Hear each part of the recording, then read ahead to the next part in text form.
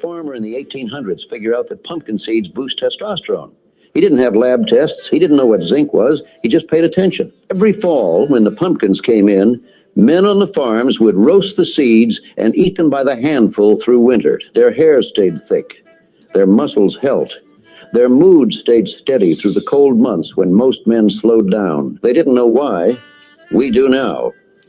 Pumpkin seeds are one of the highest natural sources of zinc on Earth. And zinc is the mineral your body needs to produce testosterone.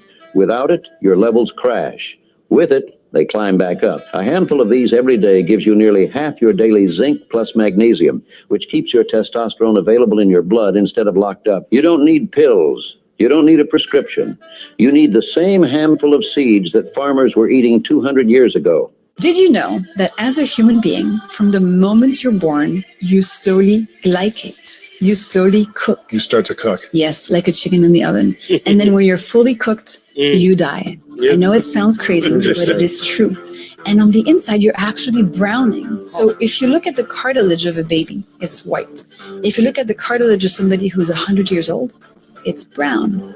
It's been glycated. Glycation is cooking and it's aging.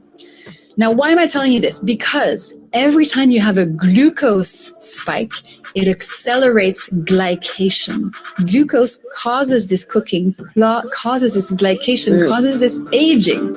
So the more glucose spikes you have, the faster you age.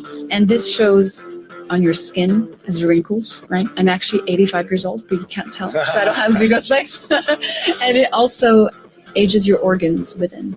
And that's just one of the few things that happen when you have too many glucose spikes over time. How could a farmer in the 1800s figure out that pumpkin seeds boost testosterone?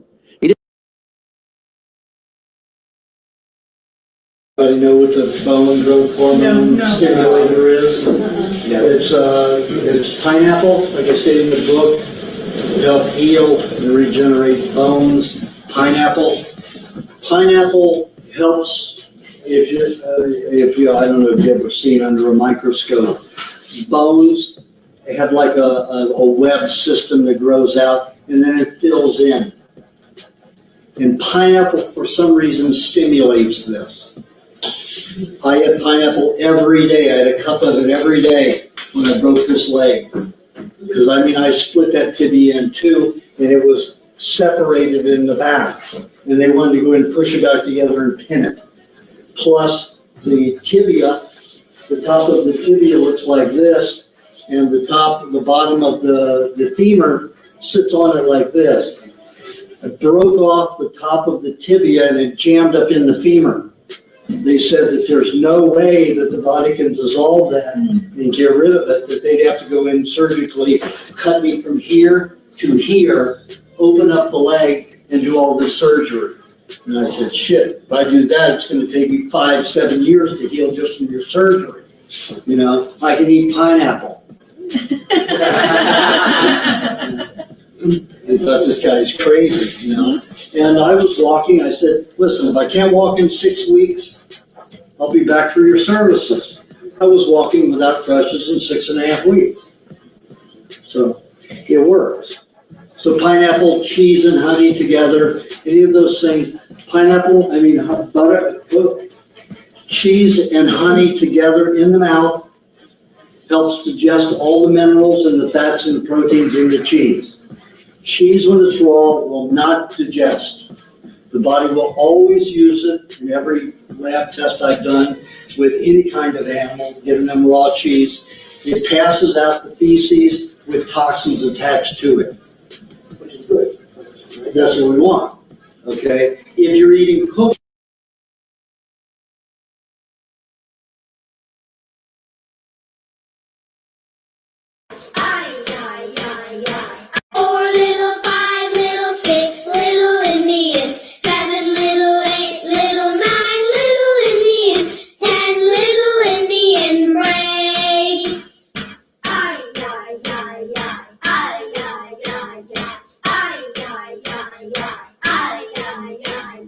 Ten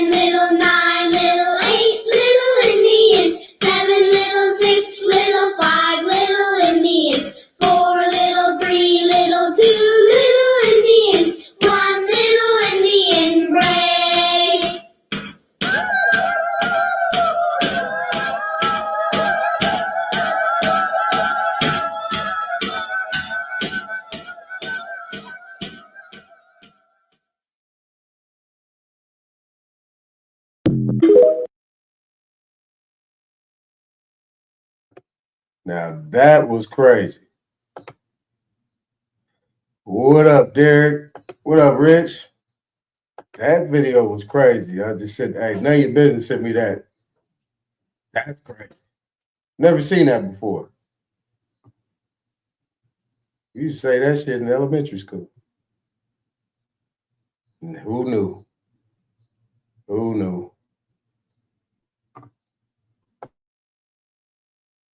I'm gonna be putting a link in the chat pretty soon. We're gonna make this quick, D. We'll make this quick. Maybe we can come up and chop it up. All right, hold on a sec. Let's get back to it.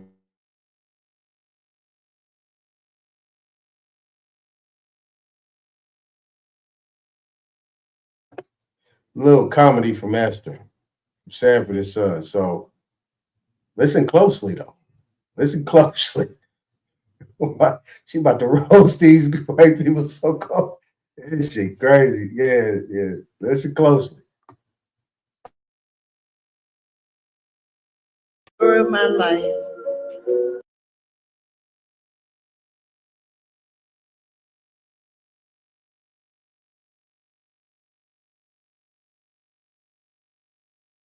All right, let's get serious now. Job is to try to make sure, as the head of the Department of Education, to make education accessible for Americans. When you create policies that make education unreachable for Americans that want that education, then you are failing at your job. No, when there have not been caps on programs and universities have been allowed to charge whatever they wanted, and the student loan program allowed them to borrow up to whatever that university said was the cost, it was time to take action and to put caps in place that are going to. Yeah, but your caps only create a funnel through the private borrowing system. That's not true. Yes, that is what it will do. How else would somebody, if putting I wanted to get a professional degree and I'm capped and I can't borrow, then I have to, from a public source, then I have to go private. And that is what your administration is really trying to do, is trying to help enrich others on the backs of the American people. Your specific job. All right, so look. So what she's, okay, here's the deal. Take notes. Take notes on this one. About to give you guys a little game. All right. So with the Department of Education, they give loans, right? Supposedly. The Department of Education gives out loans to students. Anybody that had a student loan, pay attention. What you get at the university level, you get financial aid, right? You don't have to pay that back. And then they give something which is connected to that, which is called a Pell Grant, right? It's a grant. You don't have to pay that back. And then they have something that's called a student loan. You have to pay that back with interest. Now, what a lot of people don't do is look at it, right? There's something that is given to you. It's called a master promissory note. The master promissory note is just what it says it is, a master promissory note. And you sign it. All right. What's going on? What's going on? None of your business? Yep. I just played a couple of your videos you had. Hold on, let me show you what I played. I played that one. And I played that one. I think that, I don't know if that was you or me. And then this one about the little Indians, played that one. So you go back, take a look at that. Now,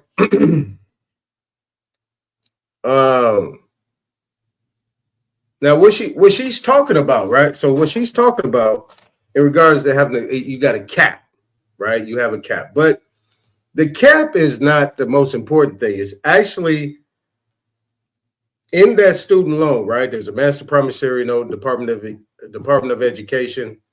Department of Education, what the university is saying to you, this is what the university is saying to you, is that the student loan is coming from the Department of Education. The Department of Education is loaning you money. Now, the Department of Education is a sub-department of the United States government. So Pell Grants, financial aid, student loans are all coming from the United States government. All that's coming through the Treasury, right? The Treasury, you got the comptroller of the currency, and then you have the financing, the Office of Management and Budget, right? The OMBs and all that type of stuff, right? Don't quote me on that. I'm just giving you some of the overview of where it's coming from. But the Department of Education is actually the one that's actually funding, supposed to be funding these student loans. But if it's a loan, then it has to fall under the guidelines of the Truth in Lending Act, which is under consumer law. Now, when you receive bills, you're actually receiving bills from some third-party servicer. Here's an example. Well, a suggestion. If you have a student loan, pull it out, get the information, and read it. Then give a call. You remember I read, right? You deal with 18 USC subsection 8, 31 USC 5118, 5119, 12 USC 411, that's dealing with the Federal Reserve.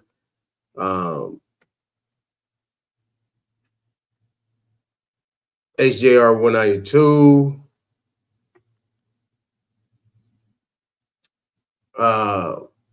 Truth in Lending Act, Fair Debt Collections Practices, Fair Credit Reporting. If the Department of Education is a part of the federal government, how is the federal government loaning money? Right? Because everything the federal government has and services they provide is based off what taxpayers put into the system.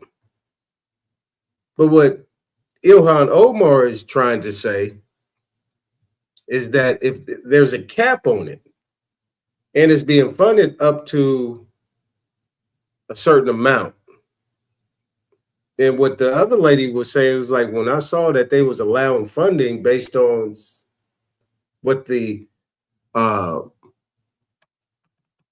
enrollment was, they had to stop it. But you got people, it's like Harvard, Yale. Yeah, certain places that's worth, like, it costs a lot of money to get in there. USC, UCLA, it costs a lot of money to get in there. You know, but if you could put that ball between your legs and, you know, windmill it, and if you got that super talent that they deemed necessary, all that's waived. Financial aid is paying for everything, right? So, but Ilhan Omar is exposing something on one end, like trying to break it down on how that system works. But the lady on the other end is actually saying, wait a minute, the universities are manipulating and monopolizing the system that we fund them for and creating debt and securities based off that, because that is considered to be a master promissory note. And I could show you an example, but I'm not. But I could. So if you have a master promissory note that is a part of that, what is that telling you? That's a promise to pay. That is something that is outside of the government issued, because all government issued departments, government issue funding, all comes within a public service. So I'm going to show it again so we can kind of understand what we're looking at here.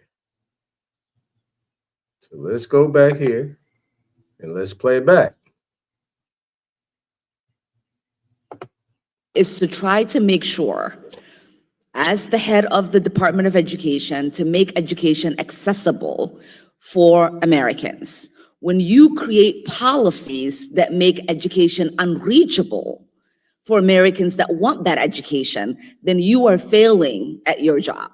No, when All right, so before she talks, she's saying that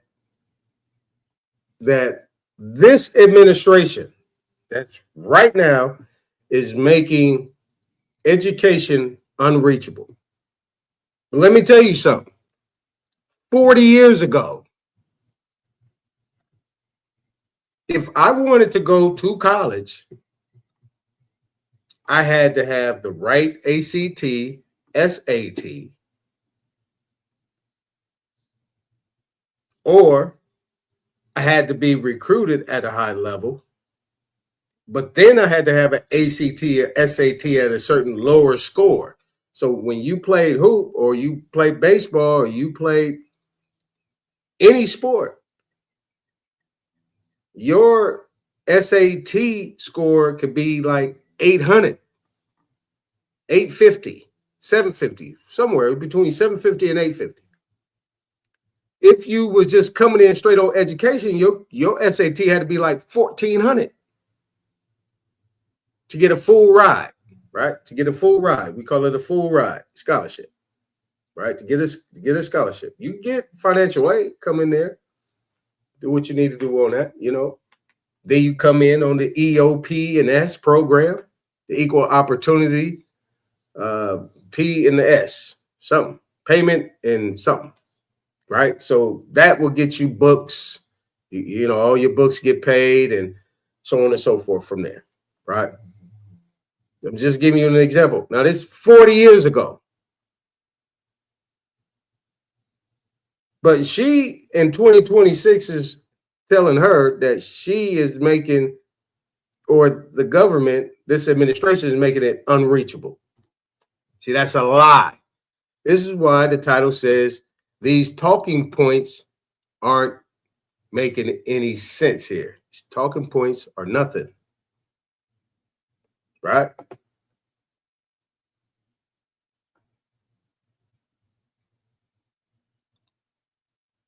You know, a lot of people didn't go to college. I did. I had a skill, right? And I got a big brain. So I had to do it, actually. I had to. But nevertheless, the talking points from this woman right here, who is from Somalia, I don't even think she's 40. She might be 40 now. Maybe. I don't know. She might be older than that, but playing young. Who knows with these people? They come over here and they could be having a whole different get down. But 40 years ago, in college, you had to have these things. You did. And if you didn't, you wasn't getting in there. You had to go to JC. You had to go to a junior college. Or what do you call a community college or a city college, whatever they called it. You had to go there. And where I'm from, that was pretty much a thing. I mean, if you played football, basketball, and if you weren't at some type of specific school, you were going to JC. You were going to a junior college. Pretty much. Most of us never thought about it like that. We went to junior college anyway. Most of us didn't even take an SAT. Most of us weren't even told about an SAT or an ACT. When they had these things, they never make it a point to make you aware. Most of the people that did the SATs and ACTs was like 4.0 students.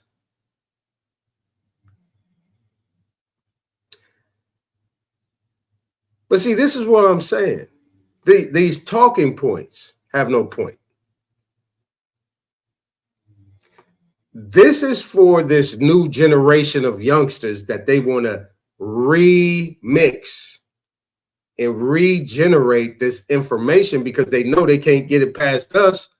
And they want them, just like it was back in the 60s and the 70s. Every time you got a new generation of people, you got a whole nother group of people that they need for us to relate to so we can listen to them.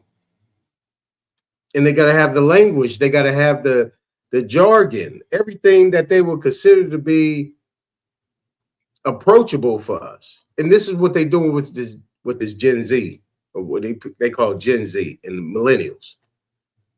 You got to talk about that. You need somebody like that. She got the rap on her head. She looking culture. You know what I'm saying? She got some copper tone to her, you know, and she's talking to a white woman. So she got to have this whole different type of lingo.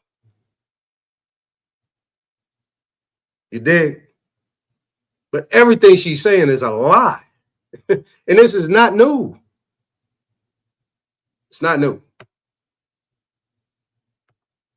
There have not been caps on programs, and universities have been allowed to charge whatever they wanted, and the student loan program allowed them to borrow up to whatever that university said was the cost. It was time to take action and to put. So what she's saying right there, let me translate that. She said that these universities were charging whatever they wanted to get in their universities. But on the other side, the Somalian is saying, Ilhan Omar, is that this administration is making that much harder. And she's saying that, no, these universities is charging what we would call eagle stuff to get in. What is that? That could be a form of paper genocide. That could be a form of oppression of some sort, suppression of some sort. To be admitted to a place, where it's public education. They want to say it's a private school. No, it's not. You gotta teach that G30. I think it's G30 or something like that. You gotta teach the basic fundamentals. And the basic fundamentals to get to, and what you need to get in is the basic fundamentals that you get at any high school. Any. But what they're doing is they're screening. But on the other hand, there was people that was caught, white women that was caught lying on the applications and getting those government funded passes for that was supposed to be allotted to people you would say like me. You know what I'm saying? Low income, so on and so forth, coming from that, but they were coming in on that because they couldn't afford it. And they was coming in with it. And they was getting the grants and the scholarships and the funding for that. These people were actually using these government grants and things like that was strictly geared towards our people. And they was catching them. This administration was catching them. They was actually catching them the first time.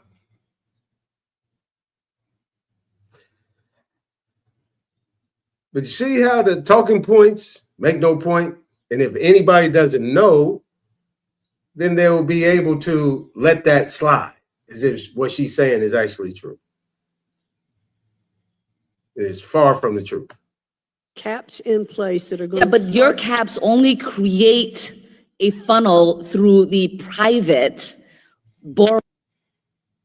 She said her caps, right? So the caps that she's putting is the caps that she's putting on the universities from what they can charge. Because when they charge in that amount, people are actually going to the Department of Education and getting those student loans for the amount that they're charging. And it's become a heavy task or a heavy bill for the government So that means they got to keep funding. That means they got to up their funding to these universities. And what they're doing is creating master promissory notes. Borrowing system. That's not true. Yes, that is what it. No, she's right. It ain't true. To the private sector. So what she's saying is that people got to go to the private sector because it's a cap. She's putting a cap on it. It only could go this high. So if you want these people to come to your school, you're going to have to lower the cap so it could be more accessible to everybody to go to this university. Damn it. She's lying. Ilhan is lying. Will do. How else would somebody, if I wanted to get a professional degree and I'm. What you should be worried about is that if you're going to be able to just stay here, that's what you need to be worried about. Still being on this continent right here. Because I'm pretty sure you already on your way out. Capped and I can't borrow, then I have to, from a public source, then I have to go private. And that is what your administration is. I mean, yeah, these things are creating debt. And it's stopping people from like you that's coming over here acting like you're a United States citizen or an American to get anything. Understand? Yeah, it's a lot more on top of that. There you go. Really trying to do is trying to help enrich others on the backs of the American people. And then she looked over to the left. Yeah, enrich other people like who? Come on now. You've been over here clean as a whistle. Let's go on to the next one. Let me mute up.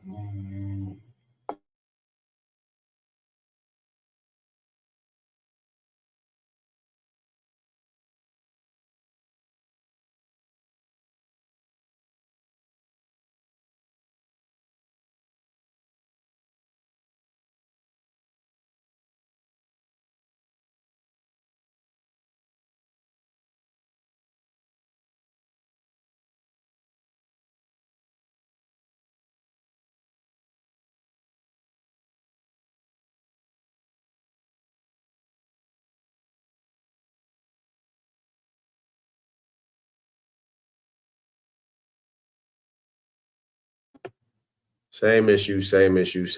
What's going on? I don't know if you guys heard me, if I was on mute or what, but yeah, appreciate everybody here. Let's keep it going.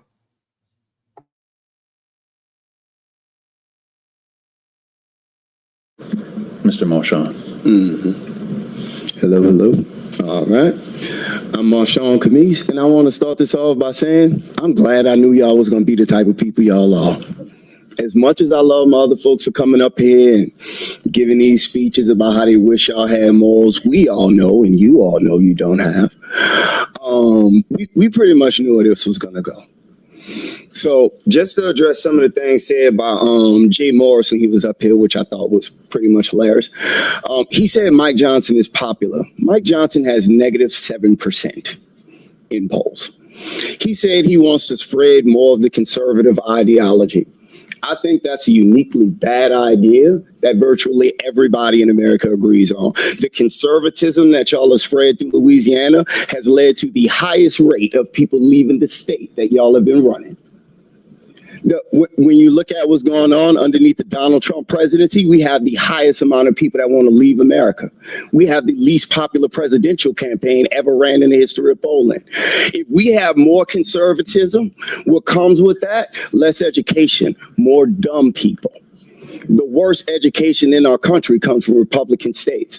More dead babies in the hospital. The worst infant mortality comes from red states. More mothers dying giving birth. The worst maternal mortality comes from red states. The most war, sending our people to die in places for no reason, comes from Republican presidents. The worst recessions, 10 out of the last 11 recessions have been started underneath people who think like you, who think like Jay Morris, who think like Donald Trump.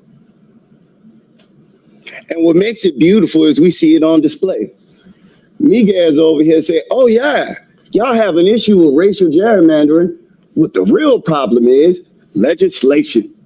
That's what we really need to take care of out of that. We got a bunch of people came up here saying, we don't like the way that y'all write maps. Miguel saying, no, all we get out of that is don't solve the problem. Let's just do whatever we have to do to save ourselves from going back to court. This is pitiful. It's a reason why y'all movement is this unpopular, and it's a reason why y'all have to cheat to have any chance of winning. And what's beautiful is the midterms gonna come around and you still gonna get wiped out.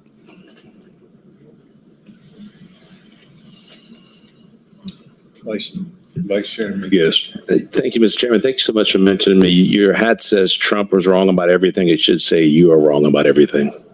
That's adorable. All right. The board is clear. The board is clear. Burn. Pam Bondi wrote that for you?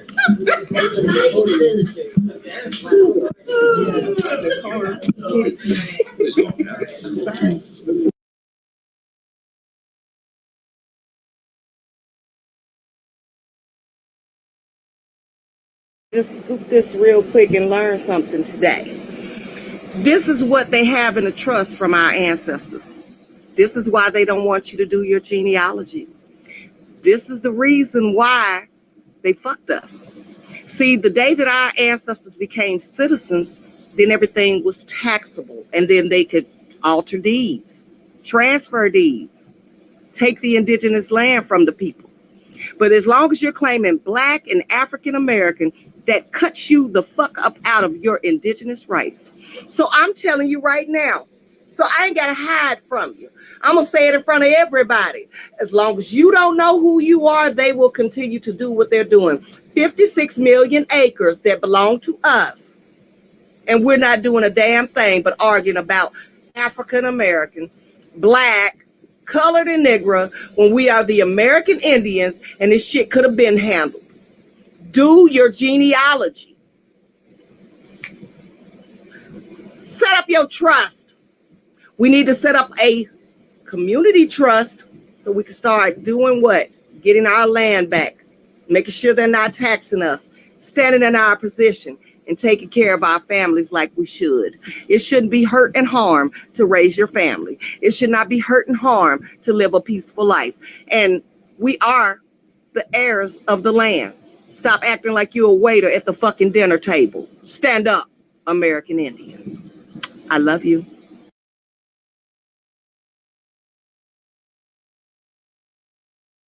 Executive order discharges your Secretary of the Treasury, Scott Bessent, and your Secretary of Commerce, Howard Lutnick, to begin a process that will hopefully result in the creation of an American Sovereign Wealth Fund.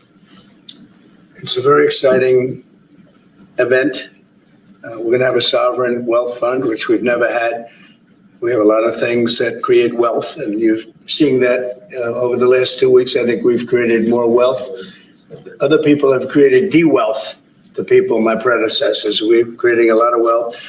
Scott, maybe you'd like to say something about it, and I'd ask also Howard to say something about it.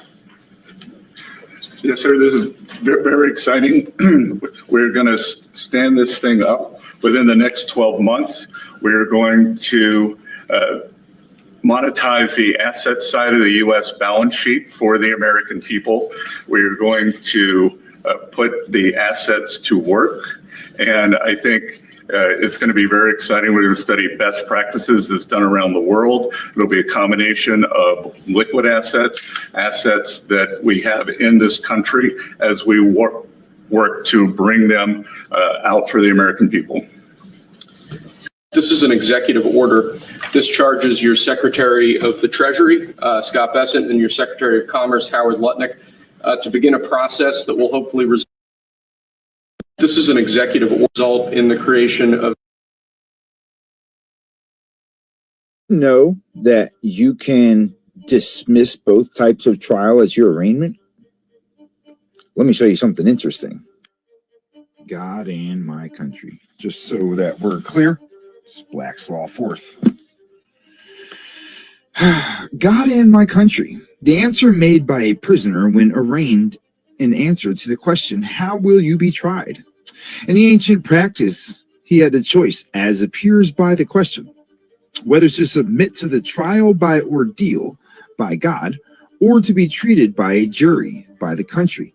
And it is probable that the original form of the answer was by God or my country, whereby the prisoner averred his innocence by declining neither of the modes of trial. In case you didn't know, it's a declaration.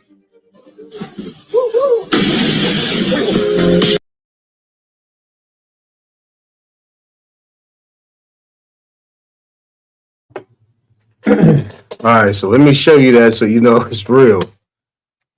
Interesting thing. I remember yesterday I said, judges like to play God, right? I'm going to show you something real quick. Don't move. Stay right there. Stay right there. Don't move. Don't move.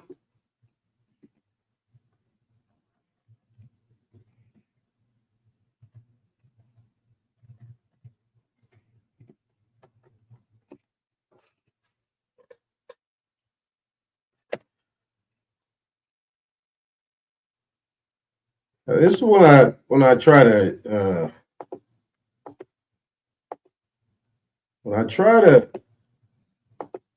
give you guys information, some news you guys can use. Don't look at it as something that's outside of.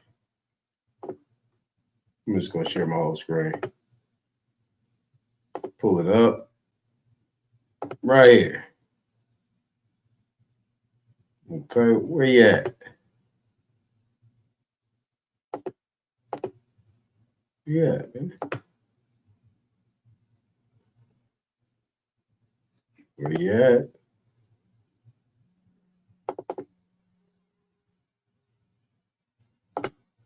Okay, there we go. Man, I'm tripping. All right, so this is Black's Law 4th, right? It's Black's Law 4th. Black's Law 4th. Make sure I'm off mute. It's Black's Law 4th. Definitions of the terms and phrases of American and English jurisprudence, ancient and modern.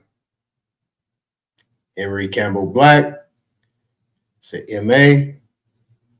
It's Masters. Association. Author of treatises on judgments, tax title, intoxicating liquors, bankruptcy, mortgages, constitutional law, interpretation of laws, rescission, and cancellation of contracts. All right. This is the revised 4th edition, the publisher's editorial staff, St. Paul, Minnesota West Publishing Company, 1968. Now we're going to come down here to God and Country. We're going to come down here, E, F, G. Okay, we're going to come right here. Boom, boom, boom. All right. So we're coming down here. There it is. God in my country. So he's not making that up. It says the answer made by a prisoner when arraigned in answer to the question, how will you be tried? Anybody tell me when the last time you was asked that question?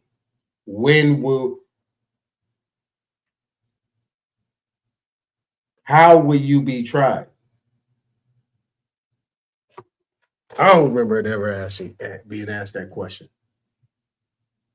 In the ancient practice, he had the choice, as appears by the question, whether to submit to the trial by ordeal, which is by God, or to be tried by a jury, by the country. And it is probable that the original form of the answer was by God or my country, whereby the prisoner averred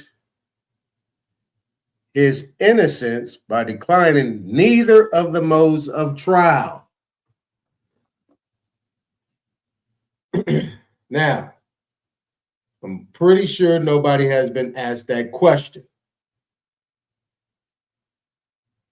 So you know that's real. So there you go, right there. Let's come back. And let's go back over to this guy.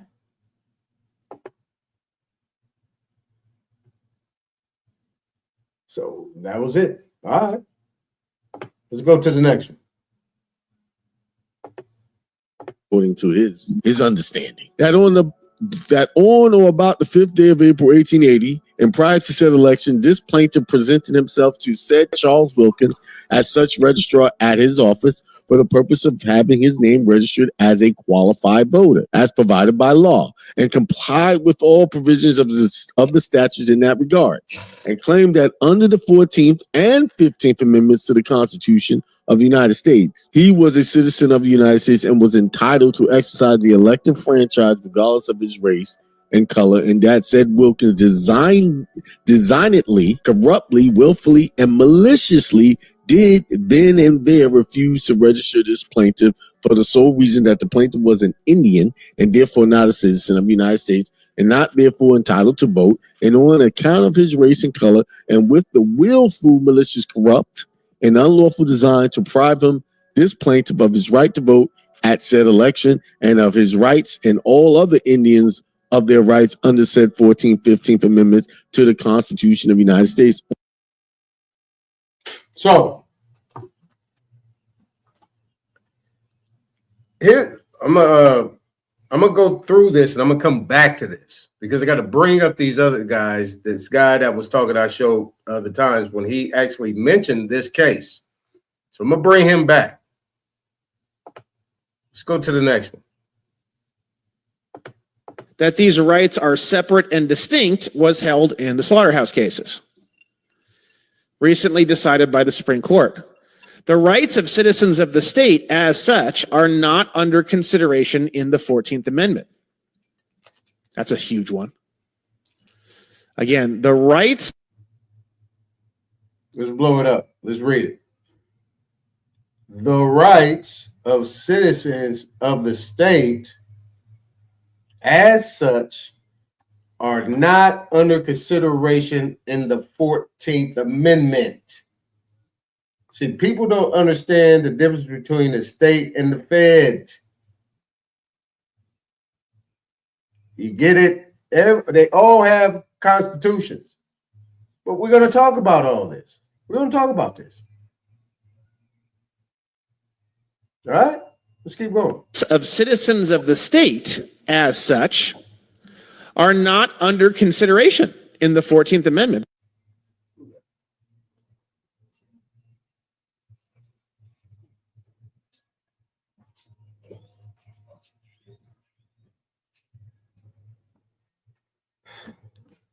We're going to come back to that. Now, I got these last three. Listen to this one closely. Listen to this closely. Actually, you know what? I'm going to let this guy talk. I got a couple on this guy right here. I'm going to let this guy talk. And then I'm going to end you off with this sister right here.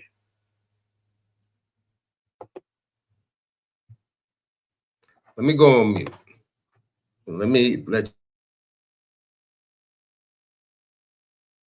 United States and so forth. They get sad.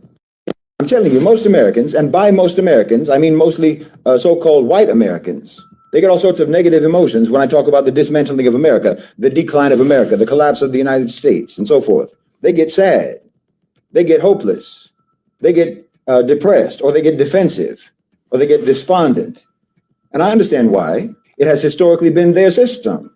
They got enough benefit from that system to make them actually believe more deeply in the myths around that system. The truth is, they didn't enjoy benefits in that society because of democracy and freedom. They enjoyed benefits in that society because of mass murder.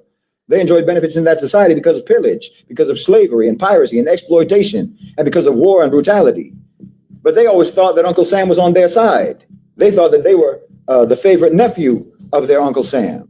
So when they see Uncle Sam, or when they hear me talk about Uncle Sam being amputated piece by piece, it grieves them. They identify with it, right? When the United States sends someone to the moon, they'll say, we landed on the moon. When the U.S. attacks another country, they'll say, we are at war. We are at war. When they talk about the American economy, they say our economy. See, they identify with the American project as their project.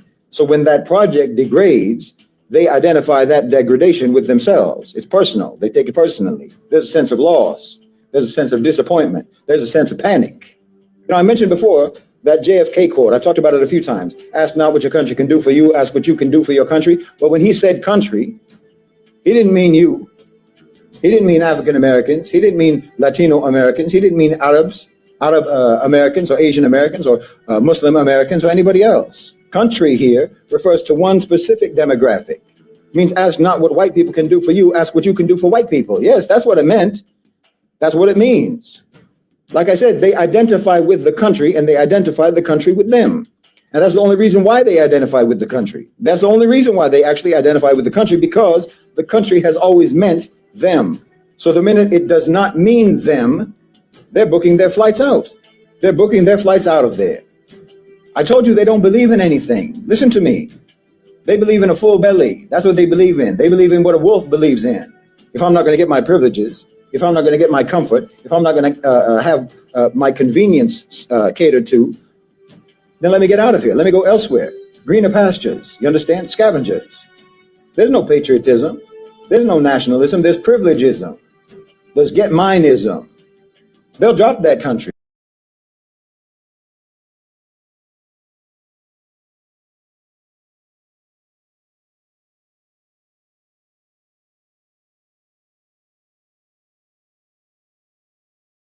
After Selma, 60 years after having the voting franchise, according to the Federal Reserve's own data in 2025, African Americans are nearly 14% of the population in the United States of America, but they only hold 3.4% of the wealth of the United States of America. White Americans are 57% of the population, and they hold 83% of the wealth. Median Black family net worth is $44,000. Median white family net worth is $282,000. That's 15 cents on the dollar. The Federal Reserve Bank of Minneapolis went back and reconstructed this wealth gap going back to 1860, and they found that this gap has been essentially flat for the last 40 years.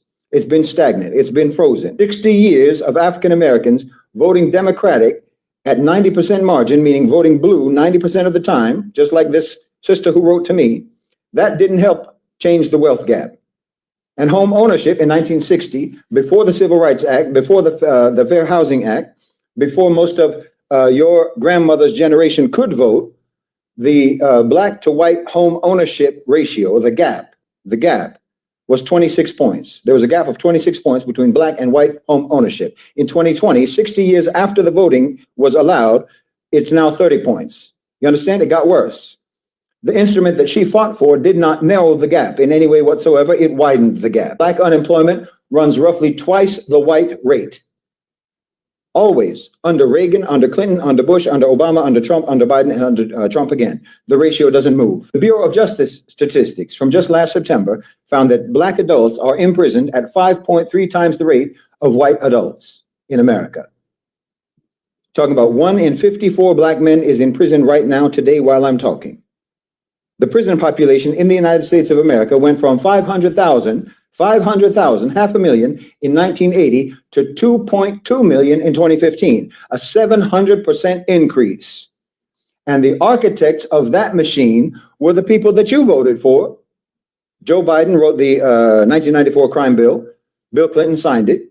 The 1986 Anti-Drug Abuse Act, which is the crack cocaine versus powder cocaine disparity that destroyed a whole generation of Black people, of African Americans, that was supported with bipartisan support. Welfare reform that gutted the safety net for poor Black people. Bill Clinton in 1996 passed that. Obama deported more people than any president before Trump. These are the people that you voted for, not the people that you voted against. These are the works of the people that you yourselves delivered into office with the African American voting bloc. I'm asking, is that what your grandmother fought for at Selma? 60 years after.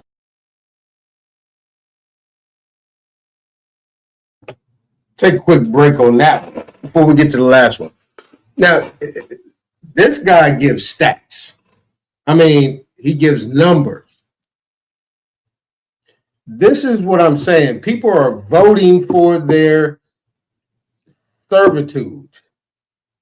They're voting for who they want to serve. It is the lesser of two evils. Who are we going to serve here? We got to pick somebody, so we might as well pick one or the other. Why are we doing that? Obviously, nobody has an answer. Lesser of the two evils? Maybe. Not good enough. Now, when he said it flattened out, right? It's like the Dow Jones. Dow Jones got peaks and valleys, right? There's peaks and valleys, peaks and valleys. But you know what stays the same? It's like flatlining. On a flat surface, what hasn't changed is what our situation's been from the time before in the 50s to what we're seeing right now. Up to this point, it has gotten worse and worse and worse and worse and worse. But you see these people up here screaming and hollering about voting.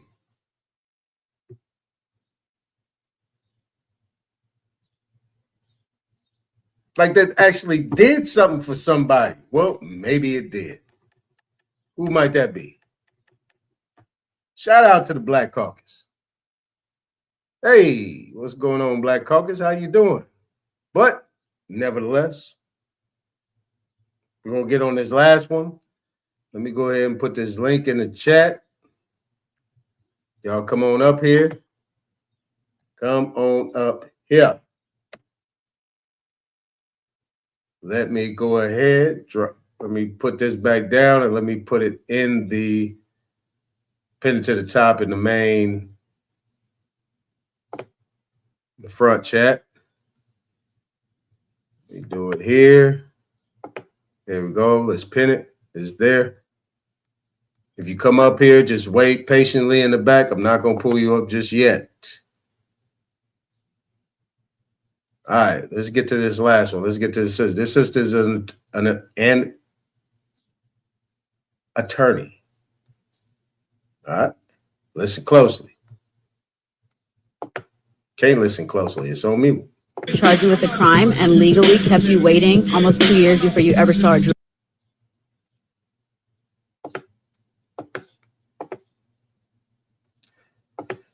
Now this got that music in the back. Damn, I forgot this. Every time this music go in the back, it's gonna get blocked. So I'm gonna play it. It's gonna block it afterwards. So if you think it's blocked, I gotta make sure after it's done, I gotta remove this out. So just here we go. And legally kept you waiting almost 2 years before you ever saw a jury. And what if every time you said, I want my trial now, the system found a legal way to say, not yet. Every single defendant in this case signed paperwork agreeing to delay their own trial, every one of them, except him. Court filings say it word for word.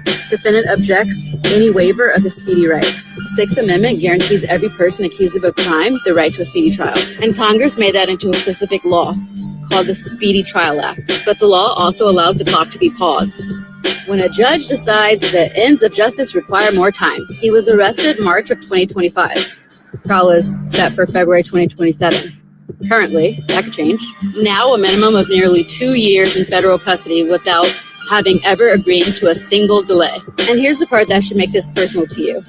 The defense team supports the continuance, not because the defendant wants it, but because the government produced over 1 million files in discovery. Over 1 million, not counting the thousands of surveillance videos buried under just 2 file numbers. Think about it like this. Imagine someone accuses you of something and then hands your defense team a room full of boxes and says, good luck, have fun going through it. And while your team is buried in that room, you're sitting in a cell. Asserting a right technically allows, but practically makes it almost impossible to exercise. This is not a story about one person. It's about how a system works. And that same system that's been paused on him can be paused on anyone. You, your brother, your son, and anyone else you love.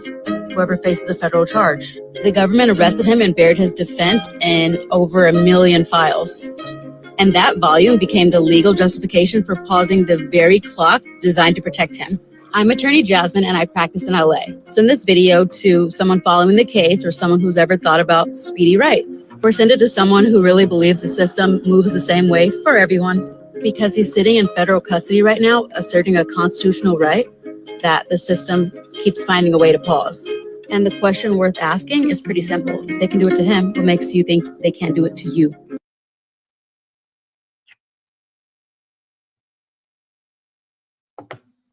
All right.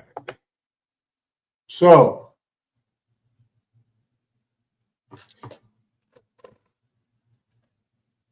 let me say it this way. Remember I mentioned, right? Inculpatory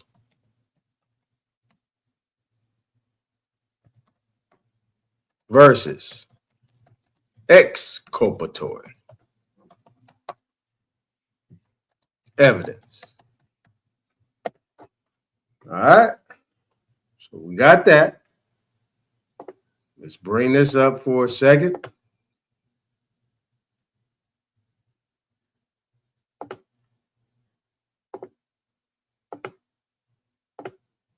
Let's bring this up for a second. I'm going to go to her thing. Bring this up. Inculpatory versus. All right. Here we go. We go to a quick breakdown real quick. Inculpatory evidence is evidence that suggests the defendant's guilt. Suggests, while exculpatory evidence is evidence that tends to prove that the defendant's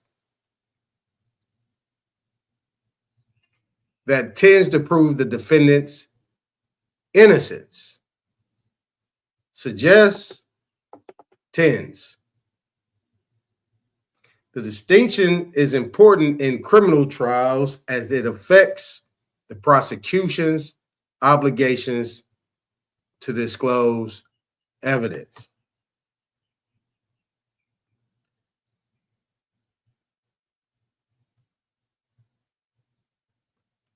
All right. So, what's the purpose? The purpose used by the prosecution to establish the defendant's involvement in a crime. Examples: direct evidence, such as a confession or surveillance footage showing the crime. Circumstantial evidence, like fingerprints found at the crime scene. Exculpatory evidence. Right? We got that right here. They added exonerate them from guilt. Purpose: provides a defense against the charges, potentially introducing reasonable doubt. Examples: witness statements that identify another person as the perpetrator.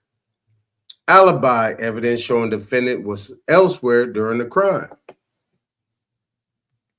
Now, that was surface talk.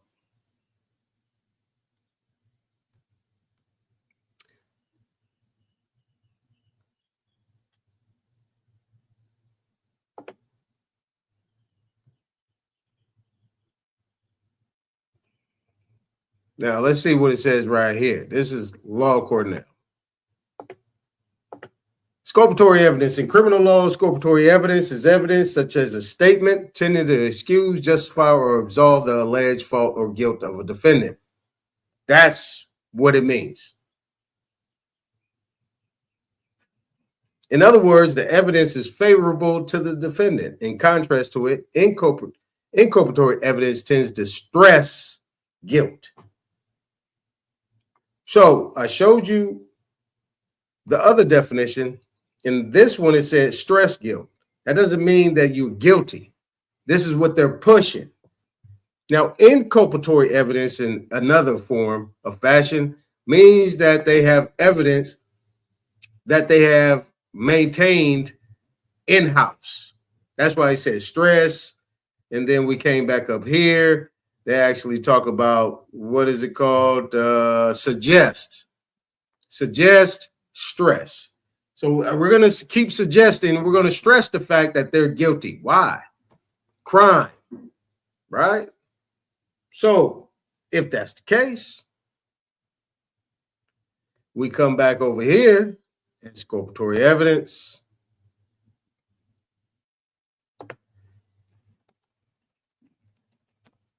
Inculpatory evidence. Let's just go straight inculpatory.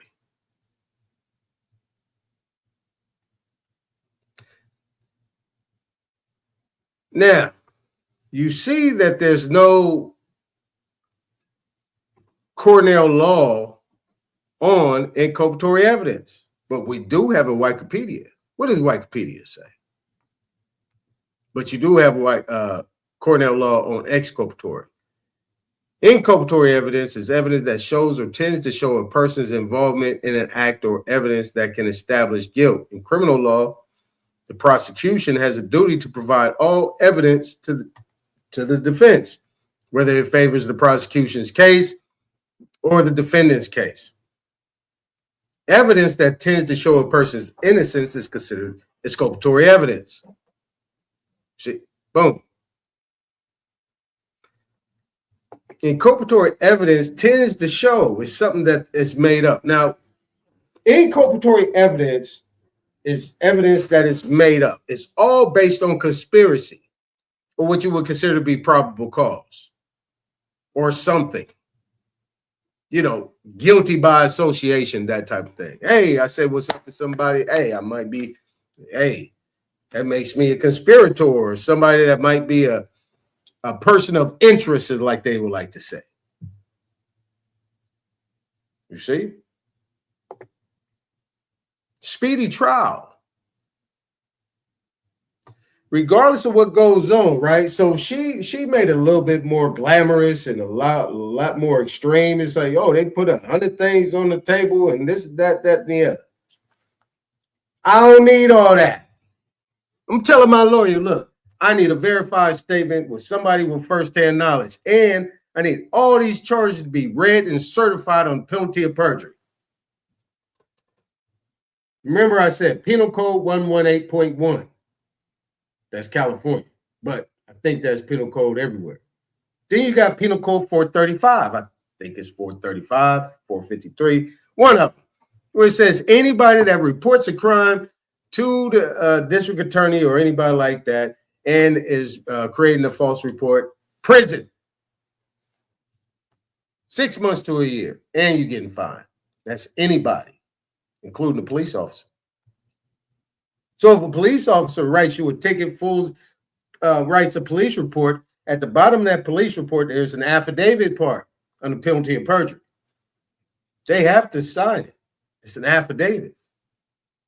But see, what they don't do in that, there's not another person or another officer, or it's not notarized by a notary.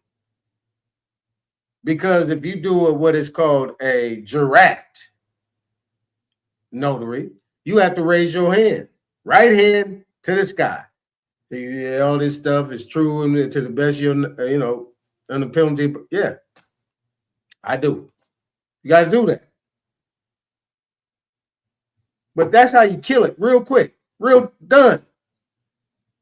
Even if you got a public defender or whatever, public PD, whatever, private attorney, here's what I need you to do. Let me give you specific instructions what you need to do. First of all, I need all exculpatory evidence off the top. I don't need to know what your evidence is. I need exculpatory evidence. And what I just said before, read and certify the charges on the penalty of perjury. That's it. That's all.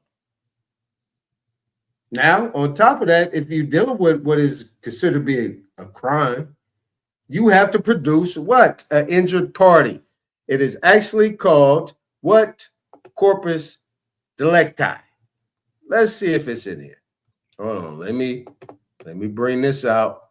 Let's bring it up. Let's go back to fourth. Let's go back to the fourth. Corpus. Boom, boom, boom. All right. Is it corpus? There we go.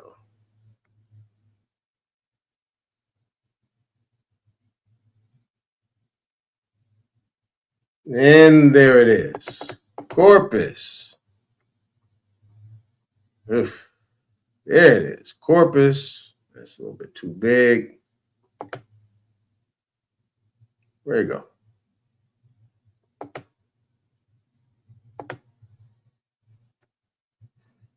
There it is. Corpus delicti. Right here.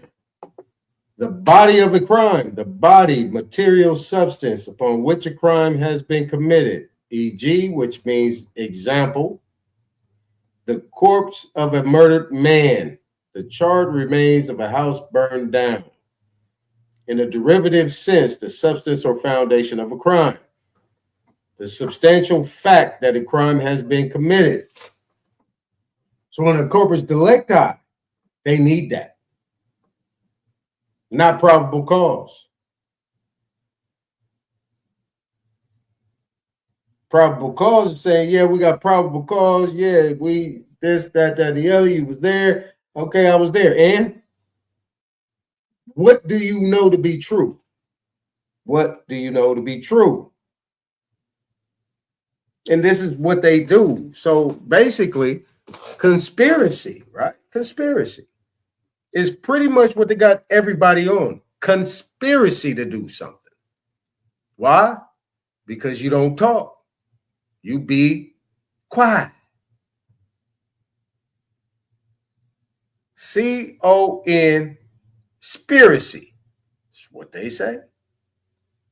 Let's go here to conspiracy. What does that mean?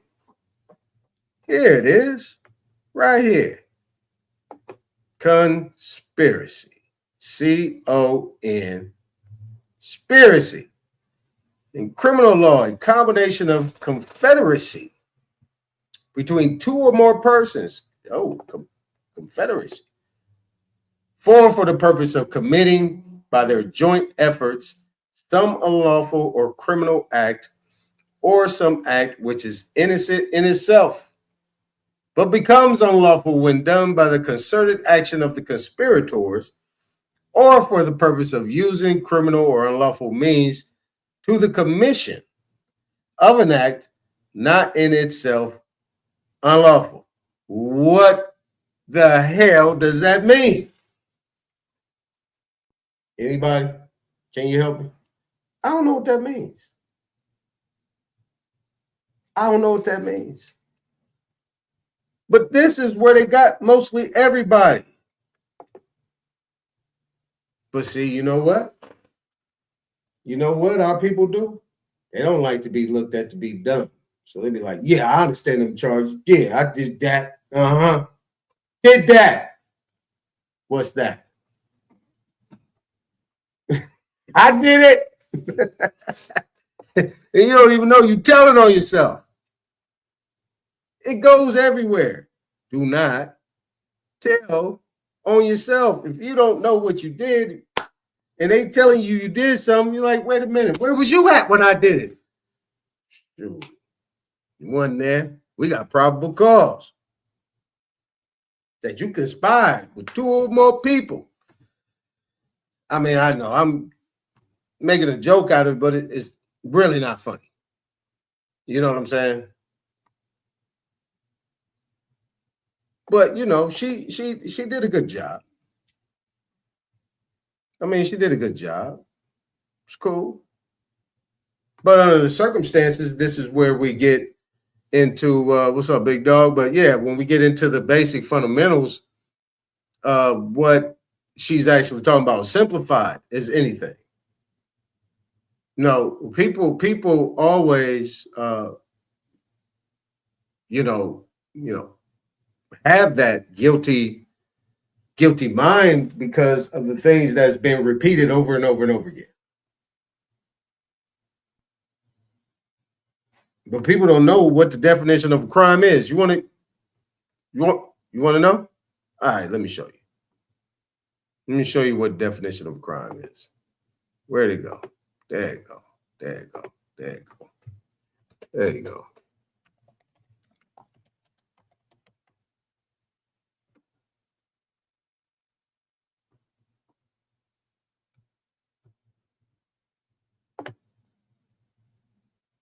Okay, so it says right here, commercial crimes are financially motivated, nonviolent crimes committed by businesses and government professionals.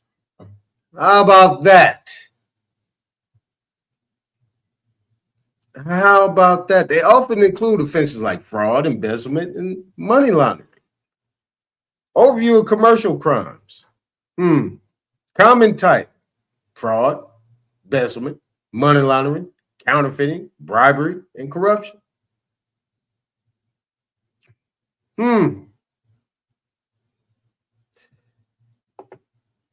Let's go here. 27 CFR subsection 7211, meaning of terms. If we go up here, this is dealing with the Electronic Code of Federal Regulations, which is considered to be Treasury regulations, alcohol, tobacco products, and firearms. Okay. Here it is, Department of the Treasury. Meaning of terms. Let's go down to the meanings. Commercial crimes. Here you go. Any of the following types of crimes, federal or state: offenses against the revenue laws, taxation, burglary, counterfeiting, forgery, kidnapping, larceny, robbery, illegal sale or possession of deadly weapons, prostitution, including soliciting, procuring, pandering, white slaving, keeping house of ill fame, and like offenses, extortion, swindling, and confidence games, and attempting to commit conspiring to commit or compounding any of the foregoing crimes. Addiction to narcotic drugs and use of marijuana will be treated as if such were commercial crimes. So, who are they talking about here? Now, I just showed you this right here. The definition here.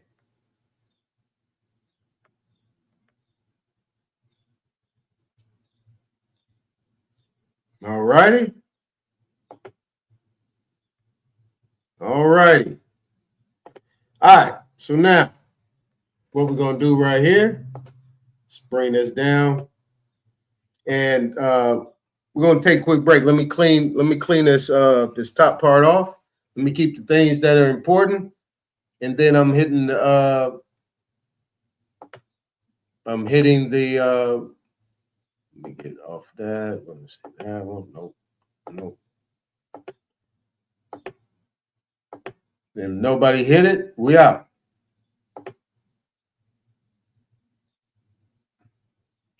No.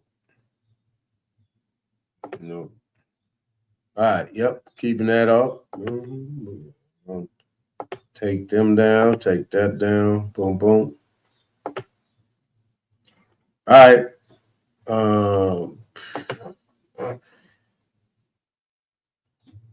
And I have something that I want to show before we get up into this. Let me throw this music on. Let me get this right. Let me give people a few minutes to take a deep breath. People that might be listening to it in the... Hush, man. Hush. What we got going on here, man? What was that? All right. Yeah, so give people time. Let me throw this up in here and bam. All right, so here's what we're gonna do. Let me throw this little elevator music on here for y'all and we'll get back to it.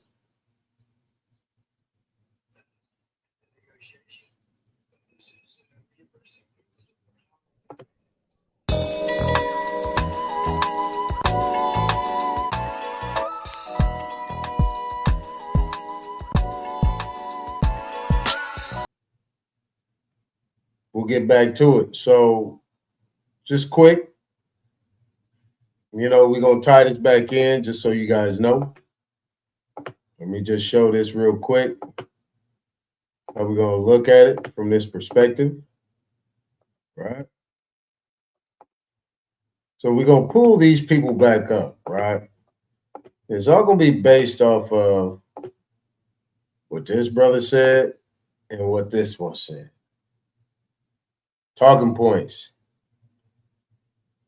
But no point, right? So we got to stay here with it. And then this can pretty much just solidify it. Then we'll move on because then we're going to start talking about some remedies. Just going to go ahead and get into some remedies. We're going to give more detail and, because all this stuff right here, I just want to show you guys that a lot of this talking point stuff is really just for show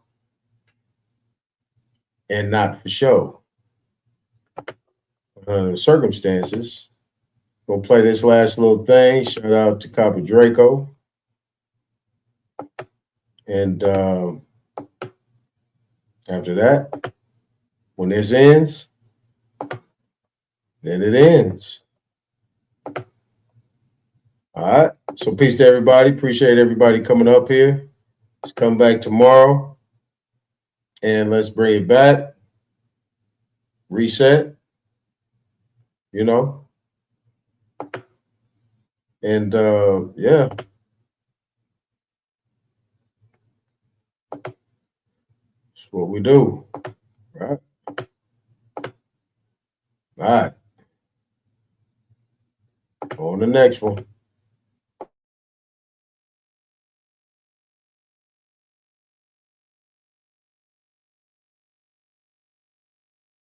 Don't move it. Don't move it. Don't move it.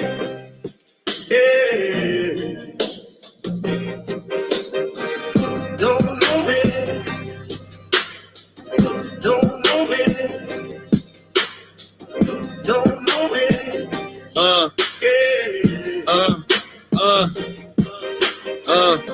I'm the coach, quotes coded in oath with a ghost loaded focus. Chrome in the coat, king with the cloak, smoking that hocus pocus. Infinite styles, pivot and pile up the mileage. I'm wild with the science. You see the line on my avatar, iron jaw pride. I to devour the silence. Why you niggas steady lying? Got me laughing hard, satire and fraud. I fire the squad. Wives get crossed when I'm sparring with all the guards. Author of art, carving a mark in the bark of the market at large. Target the sharks, heart of a Spartan. I sharpen the margin with bars. You rather bargain and dodge. I'd rather you come get your taxes done.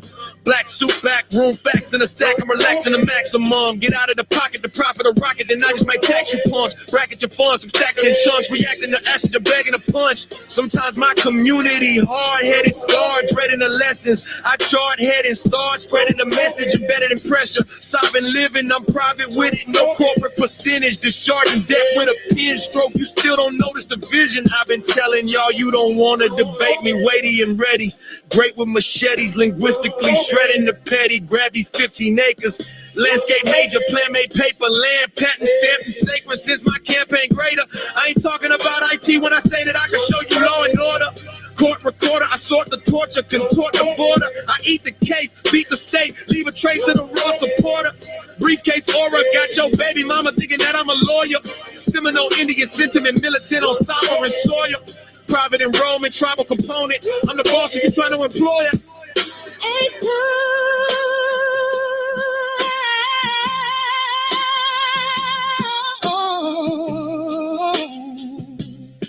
Clutch, baby, infinite.